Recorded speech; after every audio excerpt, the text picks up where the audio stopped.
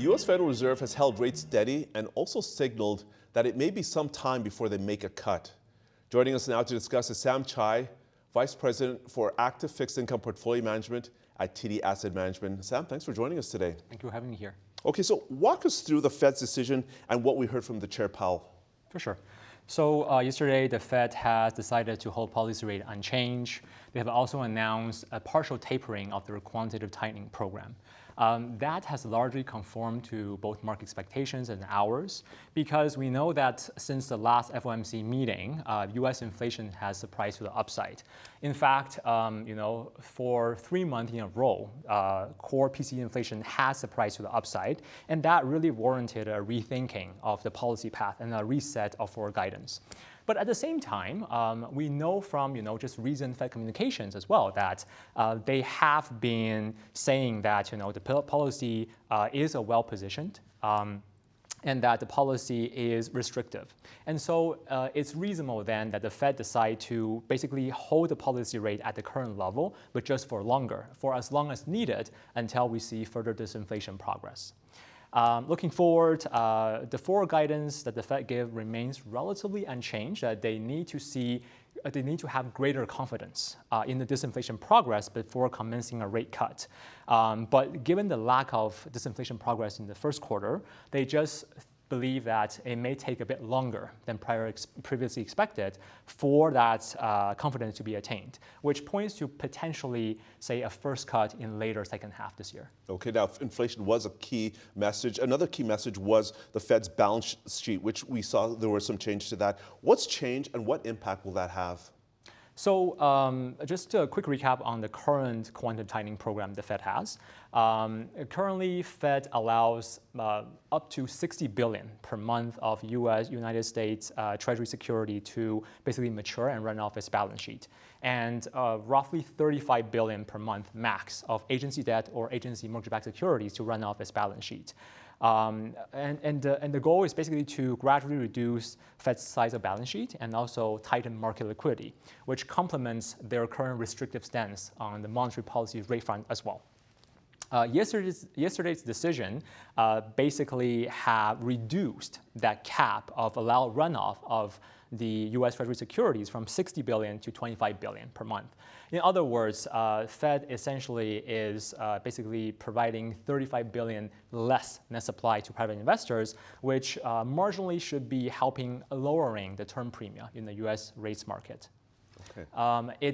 I wouldn't say it's a surprise to the market in general for the QT announcement, because we already know that even in the prior FOMC meeting, there has already been discussion about potential tapering of the QT program.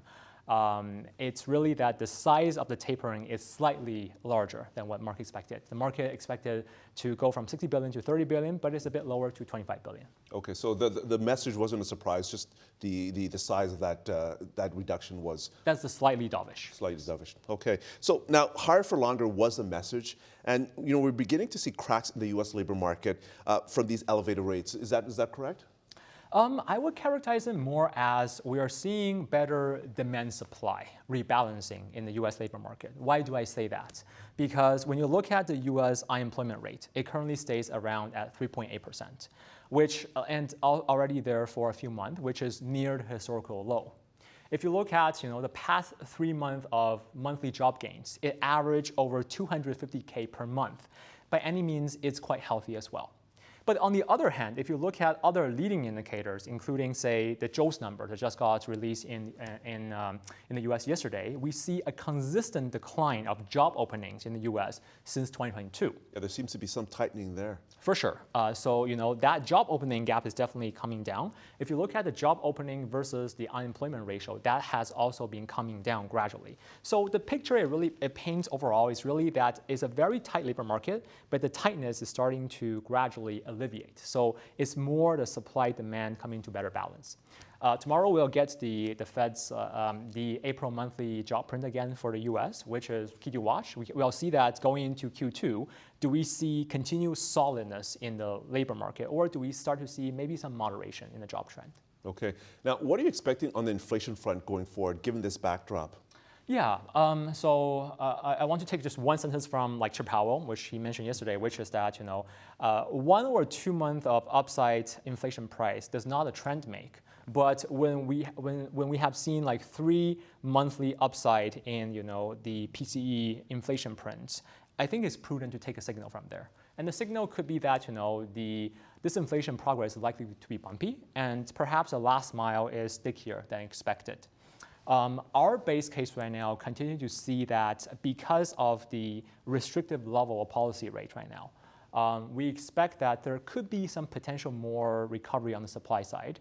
And at the same time, we could see a bit more moderation on the demand side as well, just looking at some of the soft data in US that's coming in a bit weaker now. The implication is that we could see a bit more slowdown in the inflation momentum in the second half this year. That being said, uncertainty is obviously very high. As I mentioned earlier, the disinflation progress is likely going to be bumpy. So we'll continually be updating our inflation forecast trajectories, as well as our understanding of what's the key underlying drivers driving those inflation pressure as we get more incoming data. Okay, so given that environment, what might the path of interest rates look like? I mean, are we still expecting a cut or cuts from the Fed this year? I would summarize by saying that the next likely move from the Fed will continue to be a cut. I see 2 primary paths where like the economic scenario could manifest into allowing the Fed to deliver a cut. The first one being that we get a few consecutive months of good disinflation print that allow the Fed to really attain this greater level of confidence, hence cutting. The second path is that we have a significant deterioration in labor market or economic activity data relative to expectations. So that really changes the balance of risk consideration of Fed's dual mandate. That could also lead to a cut. Admittedly, neither path is currently in sight given the current data. Hence is why it makes sense for the Fed to prefer to hold rates higher for longer until we see more data evidence. But in the meantime, I'll also point out that yes, there is a narrow path to a potential hike as well, but that path is considerably narrower than the other 2 paths. And for that to occur, we likely need to see a receleration of Q2 inflation, even more than Q1, and possibly because of a negative supply shock. And if that manifests, then the Fed could deliver a hike, but for us, the probability of that scenario is relatively low. So overall, if we look at the upside versus downside surprise, a downside risk to our rates forecast, I would incline to say that the risk is tilted to slightly more cuts being priced in the U.S. market over the next 12 months, especially when you consider that there is just now over 1 cut being priced in the U.S. market by the end of this year. And it's interesting to point out that it's quite a contrast to at the beginning of the year when we have 6 to 7 cuts pricing the Fed, right? So the risk, downside, upside risk has really shifted there.